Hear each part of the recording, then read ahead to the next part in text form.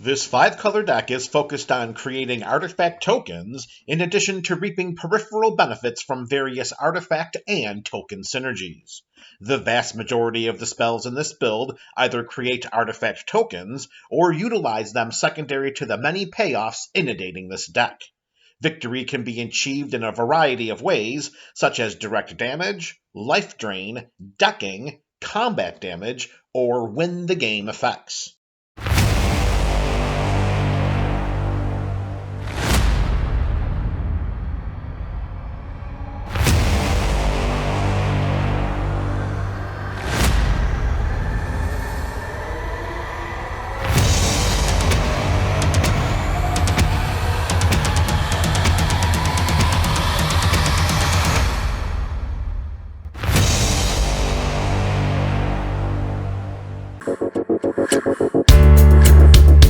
Garth One-Eye debuted in Modern Horizons 2 and is a 5/5 human wizard for WooBurg mana. That's 1 white, 1 blue, 1 black, 1 red, and 1 green mana. We can tap Garth and choose one of the following card names that has not been chosen. Disenchant, which is an instant for 1 and 1 white mana that destroys target artifact or enchantment. Brain Geyser, which is a sorcery for X and 2 blue mana that has target player draw X cards. Terror, which is an instant for 1 and 1 black mana that destroys target non-artifact, non-black creature, and it cannot be regenerated. Shivan Dragon, which is a 5/5 with flying and fire breathing for 4 and 2 red mana. Regrowth, which is a sorcery for 1 and 1 green mana that returns target card from our graveyard to our hand. And lastly, Black Lotus, which is an artifact for 0 mana that we can tap and sacrifice to add 3 mana of any one color to our mana pool. Note that Black Lotus, the card, is banned in the EDH format. Black Lotus, the copy produced by Garth, is not. After we select which card name, we create a copy of it and we may cast the copy. Note that resolving copies of permanent spells, like Shivan Dragon and Black Lotus, become tokens as they enter the battlefield, and such are not created through this dynamic. Garth's ability provides instant speed removal options, card advantage, evasive creature production, and mana acceleration. This toolbox of options can help manage the battlefield and develop our board state, all of which should spell imminent doom for our opponents. We begin the 99 of this deck tech with our land base, which includes 1 basic land of each color. It may be tempting to craft a 5-color land base with nothing but non-basic lands, but that is a mistake. We do not want to lose out on any peripheral land ramping benefits tied to cards like Assassin's Trophy, Path to Exile, Veteran Explorer, or Field of Ruin. Let's resist this temptation, and our reward will come in the form of extra lands on the battlefield. The 10 shock lands are here. These lands enter the battlefield tapped unless we pay 2 life, have 2 different land types, and tap to add one of 2 different colors of mana to our mana pool. The 5 triomes from Ikoria Lair of Behemoths are here as well. These lands enter the battlefield tapped, have 3 different land types, and tap to add one of 3 different colors of mana to our mana pool. As an option, we can cycle these lands away from our hand for 3 generic mana and draw a card. The 10 fetch lands are here as well. We can tap these lands, pay 1 life, and sacrifice them to search our library for a land with one of 2 different basic land types and put them onto the battlefield. Note that these fetch lands can put our basic lands, shock lands, and triomes into play from our library. For the purposes of maximizing the effectiveness and efficiency of our color fixing, any early turn fetch lands should put triomes onto the battlefield. Next up is the best land in our format, Command Tower. It will tap to add 1 mana of any color in this build. So do Forbidden Orchard and Mana Confluence. However, whenever we tap the Orchard for mana, target opponent creates a 1/1 colorless spirit creature token. We also must pay 1 life in order to activate Mana Confluence. We are not concerned with the spirit token. It doesn't even fly. What's up with that? Reflecting Pool should act as another command tower in this deck, while Exotic Orchard could do the same, especially with the continued rise in popularity of 5-color decks in the format. Although color fixing is the overarching motivation behind the construction of this land base, we do have a little space to include some valuable utility options. Reliquary Tower gives us no maximum hand size, which is a vitally important feature for a build that can put a lot of cards into our hand. Cards in hand equals problems for opponents, and we do not want to be forced to discard down to 7 at the end of our turn. We can tap and sacrifice Command Beacon to put our commander into our hand from the command zone. This helps to mitigate any commander taps accrued by Garth during the game, at least for one turn. The last land in our build is Alchemist's Refuge. We can pay a green and a blue mana and tap it to cast spells this turn as though they had flash. We have a blend of mana ramp spells and mana rocks in this deck. 3 Visits and Nature's Lore have us search our library for a forest card and put it onto the battlefield. Farseek has us search for a plains, island, swamp, or mountain card and put it into play tapped. Note that these sorcery spells do not require us to search for basic lands, which means we can put any of the aforementioned shock lands or triomes onto the battlefield as long as they have the required land types, of course. As for mana rocks, we have Mana Crypt, Soul Ring, Arcane Signet, and Falwar Stone. Note that Mana Crypt has an upkeep trigger that deals 3 points of damage to us if we lose a coin flip. Soul Ring adds 2 colorless mana, while Arcane Signet taps to add 1 mana of any color in this build. Falwar Stone could do the same, and is the artifact equivalent of Exotic Orchard. Mana fixing redundancy is a faithful friend to the brewers of 5-color builds. Speaking of redundancy, Thought Vessel is included here, and it is the artifact equivalent of Reliquary Tower. Remember, cards in our hand equals problems for opponents. More cards in our hand equals more problems for those same opponents. A great benefit to piloting 5-colored builds is having access to every spell in Magic's history. This allows us to optimize our suite of removal spells. Assassin's Trophy destroys target permanent an opponent controls. They may search their library for a basic land card and put it onto the battlefield. Both Beast Within and Generous Gift destroy target permanents, and their controllers respectively create a 3/3 green beast and a 3/3 green elephant creature token. Anguished Unmaking exiles target non-land permanent, and we lose 3 life in the process. When considering economically costed mass removal spells, Blasphemous Act is the gold standard. This sorcery costs 8 and 1 red mana, but its mana cost is reduced by 1 generic mana for each creature on the battlefield. It is very reasonable to cast this spell for just 1 red mana, and when we do, we deal 13 damage to each creature. Blood Money does not deal damage, it simply destroys all creatures, but rewards us for doing so by creating a tapped treasure token for each non-token creature destroyed this way. We can tap and sacrifice a treasure token to add 1 mana of any color to our mana pool. For more mass removal spells, Farewell provides 4 options from which to choose, and we may select 1 or more of them. We exile all artifacts, exile all creatures, exile all enchantments, and or exile all graveyards. This sorcery is one of the most powerful and effective mass removal spells in the game. Speaking of powerful, if we pay the overload cost for Cyclonic Rift, then we return each non-land permanent we don't control to their owner's hands. We also have some counter magic options that fit the theme of this build, as both Confirm Suspicions and Spell Swindle counter target spell and create artifact tokens as well. Confirm Suspicions has us investigate 3 times, which means we create 3 clue tokens. We can pay 2 generic mana and sacrifice a clue to draw a card. Spell Swindle creates X treasure tokens, where X is the mana value of the spell that it countered. So far, we have dipped our toes into the artifact token creating sea. Now it is time to cannonball into it.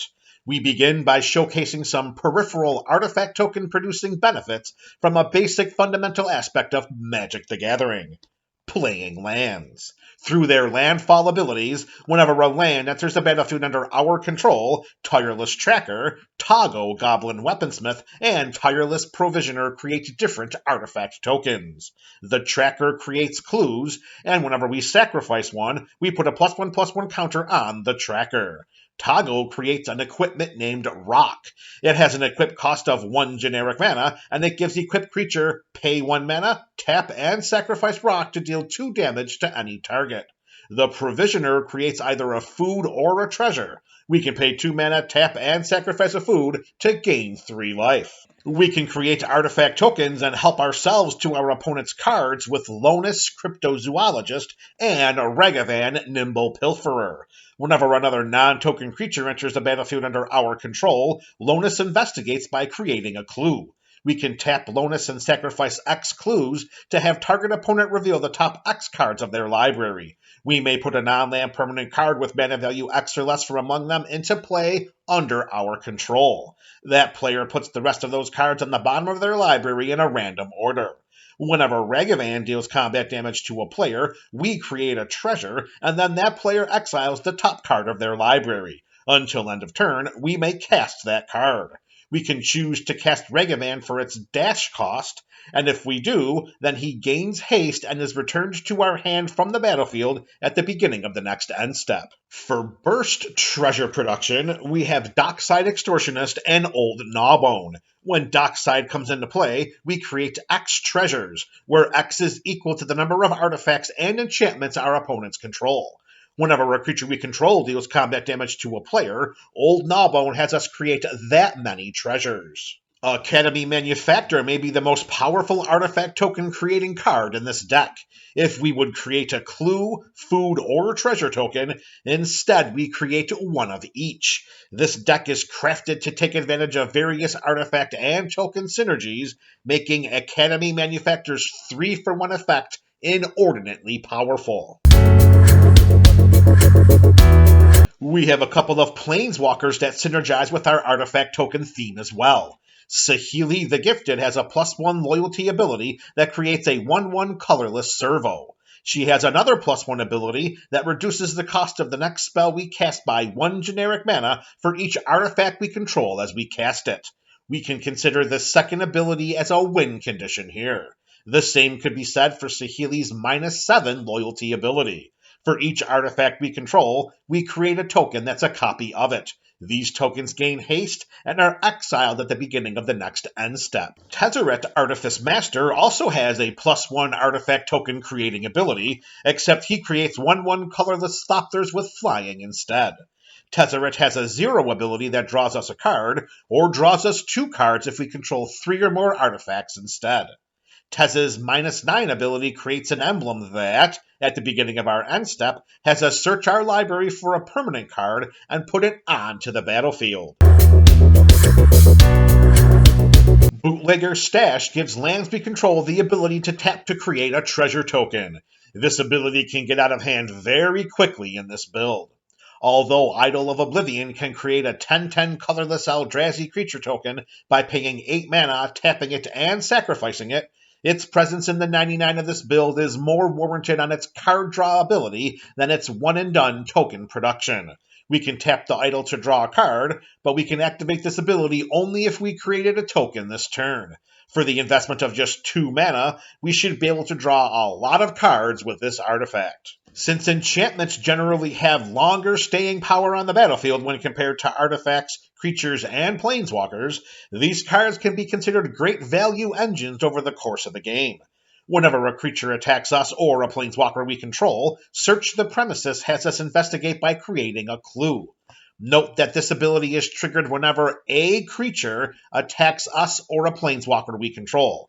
It is not a 1 or more creatures triggered ability. If 3 creatures attack us, then we investigate 3 times.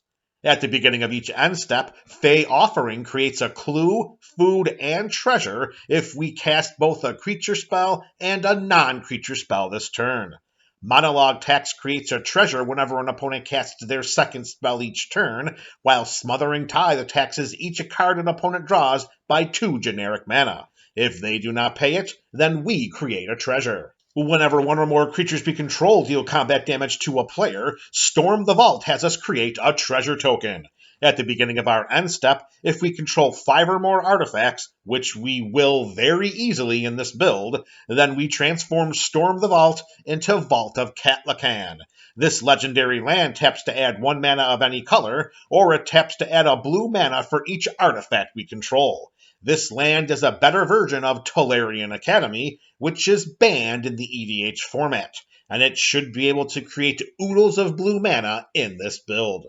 If an effect would create 1 or more tokens under our control, Anointed Procession creates twice that many of those tokens instead. Imagine the synergies between Anointed Procession and the aforementioned Academy Manufactor. We were not exaggerating about the Manufactor's impact in this type of build. As showcased, we aimed for repeatability and reusability secondary to creating our artifact tokens. Thus, we have only 1 instant and 1 sorcery to highlight here, but they can be quite impactful. For each token we control, Second Harvest creates a token that's a copy of that permanent. At instant speed, we essentially double the number of our artifact tokens. Brass's Bounty creates a treasure token for each land we control. Imagine if Anointed Procession and or Academy Manufactor are also on our side of the battlefield when we cast Brass's Bounty. Since treasures are the predominant artifact token of this build, we have some treasure-specific synergies for the purposes of enhancing their presence on our side of the battlefield. If we were to create 1 or more treasure tokens, Zorn creates those tokens plus an additional 1. Whenever 1 or more creatures we control deal combat damage to a player, Professional Facebreaker has us create a treasure. We can sacrifice a treasure to exile the top card of our library, and we may play that card this turn. Both Galazeth Prismari and Goldspan Dragon accelerate our mana production. When Galazeth enters the battlefield, we create a treasure. Galazeth also gives artifacts we control the ability to tap to add 1 mana of any color, but we can spend this mana only to cast instant or sorcery spells. Whenever Goldspan attacks or becomes a target of a spell, we create a treasure. This dragon gives treasures we control the ability to add 2 mana of any color when we tap and sacrifice them. Note that Goldspan's treasure-producing ability triggers whenever any spell targets it, and not just our opponents. Since our tokens are artifact tokens, including some cards with artifact synergies enhances this build even further. We can tap 2 untapped artifacts we control to draw a card with Shimmer Dragon. If we control at least 4 artifacts, then Shimmer Dragon also has hexproof. Inspiring Statuary gives non-artifact spells we cast Improvise, which means that our artifacts can help us cast our spells. Each artifact we tap after we're done activating mana abilities pays for 1 generic mana of that spell. We can sacrifice an artifact to Krark Clan Ironworks to add 2 colorless mana to our mana pool. Urza, Lord High Artificer, allows us to tap an untapped artifact we control to add a blue mana. When he comes into play, we create a 0/0 colorless construct artifact creature token that gets +1/+1 for each artifact we control. We can pay 5 mana and shuffle our library to exile the top card of it, and until end of turn, we may play that card without paying its mana cost. We have the potential to cast an obscene number of free spells with Urza in this build. This build has no shortage of win conditions secondary to our artifact token theme. Whenever an artifact enters the battlefield under our control, both Reckless Fireweaver and Ingenious Artillerist deal 1 damage to each opponent. Whenever a token we control leaves the battlefield, Nadir's Nightblade has each opponent lose 1 life, and we gain 1 life. Marionette Master has Fabricate 3, which means that when it enters the battlefield, it does so with either 3 +1/+1 counters, or we create 3 1/1 colorless servo artifact creature tokens. Most likely, we want to put the +1/+1 counters on to Marionette Master, because whenever an artifact we control is put into a graveyard from the battlefield, target opponent loses life equal to Marionette Master's power. A loss of 4 life each time one of our artifacts hits the graveyard is a numbers game that our opponents simply cannot win. With these 4 creatures, we hurt our opponents when our artifact tokens are both coming and going. Of course, we also can utilize our artifact tokens while they're on the battlefield. Jirapur Ethergrid allows us the option of tapping 2 untapped artifacts we control to deal 1 point of damage to any target. Instead of utilizing them for direct damage, let's utilize our tokens for combat damage instead. If we pay the overload cost of Rise and Shine, then each non-creature artifact we control becomes a 0/0 artifact creature, and we put 4+1/+1 counters on each artifact that became a creature this way. Here we can create a tall army of artifact creatures from our litany of artifact tokens. The mere presence of our artifact tokens on the battlefield can cause headaches for our opponents. We can pay 1 and 1 red mana to give Hellkite Igniter +X/+0 until end of turn, where X is equal to the number of artifacts we control. Note that we do not have to tap the Igniter to activate this ability, which means we can activate it multiple times in a turn. Cranial Plating is an equipment that gives equipped creature +1/+0 for each artifact we control. It has an equip cost of 1 generic mana, but we can pay 2 black mana instead and equip it to target creature we control at instant speed. The potential exists for one-shotting an opponent with either of these cards. Instead of one-shotting an opponent, perhaps we can all-shot our opponents with Tezzeret, Master of the Bridge. He has a +2 ability that deals X damage to each opponent, where X is equal to the number of artifacts we control. We also gain X life. In this build, it is reasonable to believe that activating this ability could be game-ending. Tezzeret also has a static ability that gives creature and planeswalker spells we cast affinity for artifacts, which means that they cost 1 generic mana less to cast for each artifact we control. We should not have to pay any generic mana for any of these spells with this version of Tezzeret on our side of the battlefield. He also has a -3 ability that returns target artifact card from our graveyard to our hand, in addition to a -8 ability that exiles the top 10 cards of our library, and we put all artifact cards from among them onto the battlefield. The last 2 abilities are not as impactful here as his first 2, but do not mistake that as a sign of hesitancy for inclusion or a question of Tez's overall effectiveness. This version of Tezzeret is one of the most powerful cards in this deck. We also have win the game options secondary to the presence of our artifact tokens.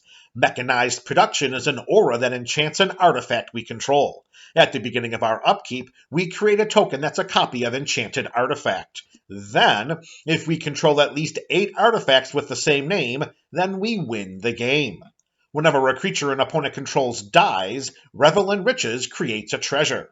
At the beginning of our upkeep, if we control at least 10 treasures, then we win the game. Hellkite Tyrant does not care about the types of artifacts we control. It only cares about the number of artifacts we control, and that magic number is 20. At the beginning of our upkeep, if we control at least 20 artifacts, then we win the game.